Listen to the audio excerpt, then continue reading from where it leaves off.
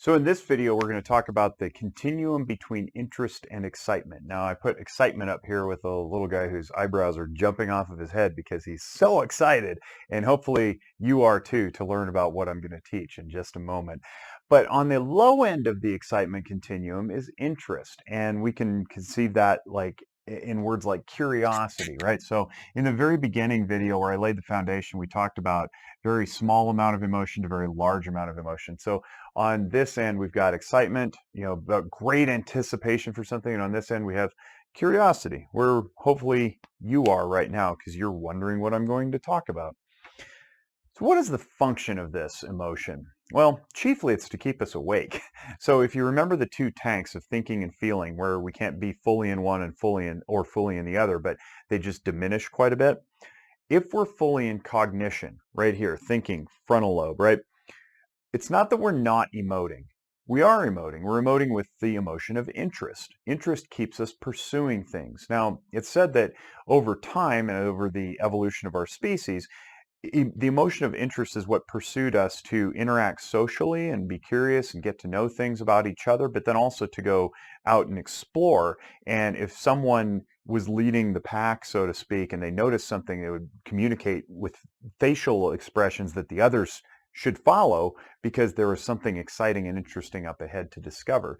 So this creates great connectivity among human beings as the continued pursuit of something of interest in collective. So as groups, we like to go find things out. Researchers do this. All sorts of college professors, when they're leading their classes, right? They're exposing the brain to new information with the humble emotion of interest, curiosity, excitement.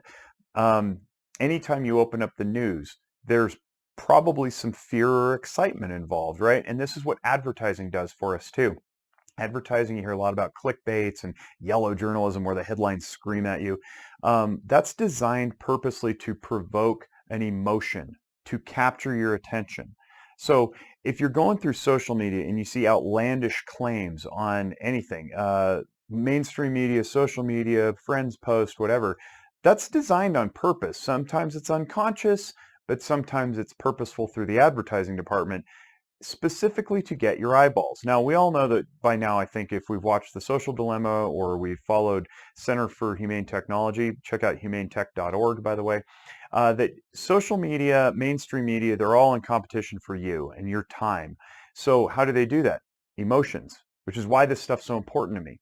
If you know that you're being played on purpose to be excited about the next iPhone, or at least mildly curious about the next new development in the video game that you've been playing for years, you can at least know that, embrace it, feel it, go, oh, I get what this is doing to me. It's doing it on purpose so that I reach into my pocket, shell out money, and buy the next product. That's cool. Fear does the same thing too. It says, look out, there's a threat or a danger to you. And then we want to read the article. And what happens when we click on the article? It goes into a database, and then those data get collected, and then they get sold to advertisers by saying, listen, look how many impressions we can give your product if you just nest your ad right next to our article. And then the media conglomerate, whether it be the New York Times or Facebook, is compelled to put something sensational, or at least tweak the algorithm to feed you something sensational, specifically to generate an emotion in your brain. So as long as we know this, we can overcome it. We know that we don't have to be handcuffed to our emotions, and we can get out of it. We can go, yeah, exciting. But I have other bills to pay. I don't need to shell out more money for the next $1,000 phone just because they made it look cool. All right, so what else does interest do for us? Well, in addition to pursuing something, it allows us to be creative. So there's some research that suggests that children and adolescents, when they're exposed to something that makes them really angry, sometimes what happens to allow themselves to ameliorate that anger is they go into a flight of fanciful ideas and they start daydreaming. Could be about violence, it could just be an escape, but whatever it is, they don't act out of their anger. This emotion of interest allows them to be creative and tap into some fantastical ideas where they just kind of go into their own heads, they deal with that emotional impulse, and then they pull back out, okay? So that's very useful and it's very, very adaptive. The same research suggests that adults that haven't had that experience as children that are not given over to fanciful indulgence and whimsical uh, daydreaming actually don't process their anger quite as well. So it's important to allow yourself to be creative, to indulge the fanciful ideas that may not be grounded in reality necessarily, because it's an excellent coping skill, just done through the emotion of excitement or interest. Here's something that you do need to know about though. Excitement out of control can actually be problematic. Now, I'll give you one example that I deal with on a daily basis. Emotions create our impulses. So if you have an impulsive nature and you have trouble controlling your impulses or whatever, it's because you're not controlling your emotions. For example, I have an impulse almost every time that I go into a place that has one of those soda dispensers with the levers that you click to put your drink under there. And I see them all lined out, and I just want to put my hand out and go click, click, click, click, click, click, click, click, click, click, click, click, and watch this waterfall of soda come out, which is totally inappropriate, and it really upsets the owner of the mini mart where I am. But nonetheless, it's an emotional impulse of excitement. I want to give in to that. I don't though. I notice it. I notice what it does in my body, and then I mentally foresee the consequences, which is at bare minimum, I get looked like an adult child. Maximum, I get kicked out of the store and I humiliate my family.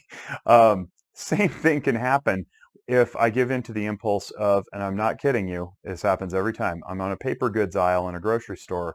I want to start at the beginning and go sprinting down that aisle with my arm stuck out, knocking off all the paper towels. I don't know what it is, but I notice the impulse and I override it. I can foresee the mess that I'm going to cause, the manager getting upset, embarrassment to my wife and children. So I don't. I mentally fast forward through that and I go, huh, all right, that's an excitement impulse. I don't have to give over to it and act out of my emotional state. I can turn on reason and logic and say, now is not the time to indulge this impulse. At maximum, though, if we allow our excitement to overtake us, we can slip into mania. Mania is very problematic because it's a component of bipolar disorder where we really end up wrecking our lives. Now, mood swings are not bipolar disorder. I want to make that very clear. Simply because you have a mood swing where you're like, I'm really excited today. And I went and bought some new shoes because I just felt like it. That's not bipolar disorder. Bipolar disorder is mania that ends up in life-wrecking behavior. So instead of just a new pair of shoes, you blow through the whole savings account, or you go to the strip bar and lose all your money, or the casino, or you drink yourself into oblivion, or you go out on a sexual escapade and catch an STI. And then it has to have a corresponding depressive episode. That's bipolar disorder. And I'm not going to get into the diagnostics of that. That'll be for another video. But what is important is to notice if you can't control your emotion of excitement or interest, it can give itself over to mania. So we want to be mindful of this. We want to know where it is in our bodies, where we feel. That's why I keep doing this, like somewhere in my chest or my stomach or my head.